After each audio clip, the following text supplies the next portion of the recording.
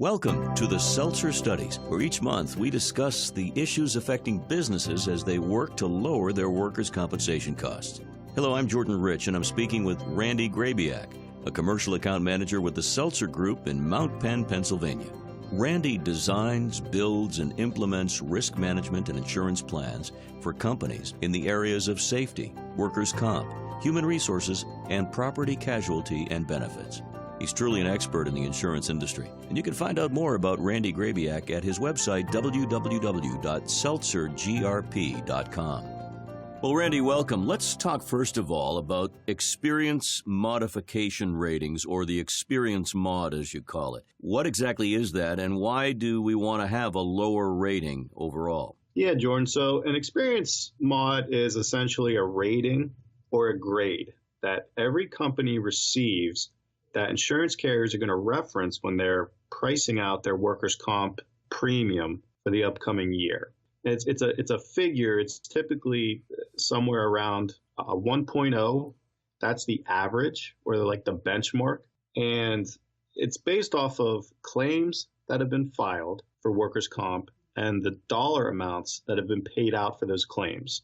And that's over it's a rolling 3-year period. So that's essentially what the basics of what that is. Let's give an example, because you work with a lot of companies and point out to them the savings and other benefits when they do lower the experience mod. Do you have a recent example for us? Yeah, we just had a company that just renewed their workers' comp. We've been working with them for about 5 years now. It's a service company. They have about 80 employees, and we've been working very hard with them to get their mod down. And they dropped their mod from a 1.6 to a 1.25. So that's a fairly large drop over the course of a year, but it's doable if you focus and really try your best to get it down that way.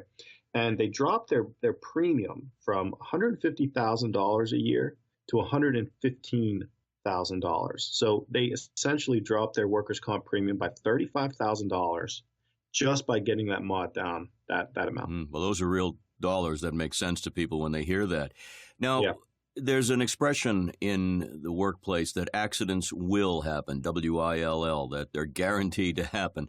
Now, you advise the companies you work with to maybe look at it a slightly different way. Why don't we explain what you're talking about? Yeah, so the mindset that accidents are going to happen is, in my opinion, outdated.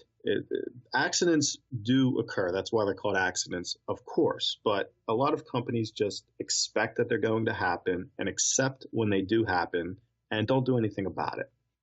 Our mindset is that there's a lot you can do about it. There's a lot you can do to prevent accidents, and you really should be aiming for having zero accidents. That should be your goal as a company, to not have any incidents whatsoever. If you set the benchmark there and you kind of adapt that new way of thinking, it's amazing how many accidents won't occur that would have happened to you previously. And you've had experience with a lot of companies who are taking this approach, and it's really working for them, I guess. Oh, absolutely. Yeah. That example we just talked about, one, they've really adapted this approach. They're shooting for zero accidents. You can see the results. I mean, $35,000. What company doesn't want to save $35,000? No, absolutely. That makes a lot of sense. Now, this ties in directly with what we're talking about, job safety programs.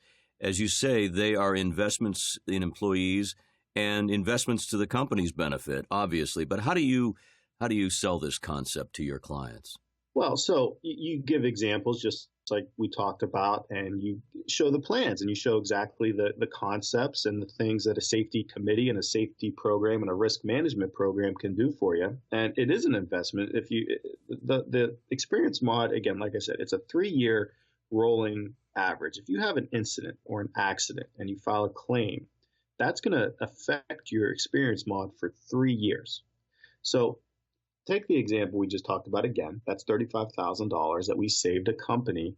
If we didn't go down this path, it didn't have a risk management program for them, and they didn't see that decline in that mod, they're not going to see that $35,000 savings. And quite frankly, then they wouldn't be seeing it for 3 years or more, because we wouldn't be preventing those claims that are going to affect them for 3 years. So it's certainly an investment in that sense is that long term, you're saving so much more money than it costs to have the program. Well, so much of what we're talking about here, Randy, is about looking ahead and preventing things from causing an issue in the company and causing deficit and so forth. So here's one that really might have people scratching their head. I read some of your work, and you suggest that an employee who's out on leave, who's injured, let's say, getting paid by an insurance carrier, is actually an opportunity for the company to save money. And you're going to explain, I know why, but for some it doesn't add up, and yet it makes sense. Please explain.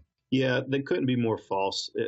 You're not paying that employee their full wage while they're out, of course. So technically, it looks like you're saving money. However, let's go back and remember that anytime you file a claim, that claim is going to remain affecting your experience mod for 3 years.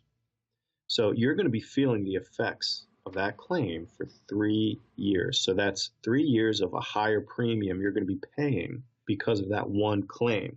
So yeah, it looks like you're saving money. However, really, you're going to be paying those wages back 3 to 4 times as much over the course of the next 3 years. So your work as a risk management expert, this is what you're looking at. Your companies are so involved with just trying to get through the day, the week, the month, and make their nut. It requires an outside examiner, perhaps, to really display these kinds of options for companies, doesn't it? Oh, absolutely. Yeah. I mean, people are in the same setting day in and day out. Things start to kind of blend in. You don't notice things go overlooked. When you bring in an outside agency or an outside company, it's a fresh set of eyes on things. They introduce concepts they may not be aware of. They can do a lot of things that the company just isn't able to do on their own that can really affect this stuff. One of the things that companies deal with, of course, is claims management. And any company with enough employees, you're going to have this issue of claims and how they are properly managed. There is a better way, you suggest, for companies to improve their system. Yeah, totally. If the claims management is one of the most important things you can do in terms of keeping your costs down and keeping your experience mod down. Companies that stay on top of claims and really work with the insurance companies and the adjusters and also their risk management team, they get the claims closed much quicker, which in turn means the claim isn't paying out as much money, which obviously in turn means your mod isn't raising as much, which ultimately leads us back to it saves you a bunch of money over 3 years. So, Randy, to summarize, we know now what an experience mod is, and we know that companies really should start to seriously look at a better than average experience mod going forward. What do they need to think about? What are the leave behinds here? Well, they just need to realize that if they're not focusing on workplace safety and they're not really trying to prevent accidents from happening, they're going to be overpaying on their workers' comp insurance up to 30, 40, 50%. Sometimes even higher than that. So they really need to make an effort to get somebody in to help them, to team up with an agency or a program that knows this stuff.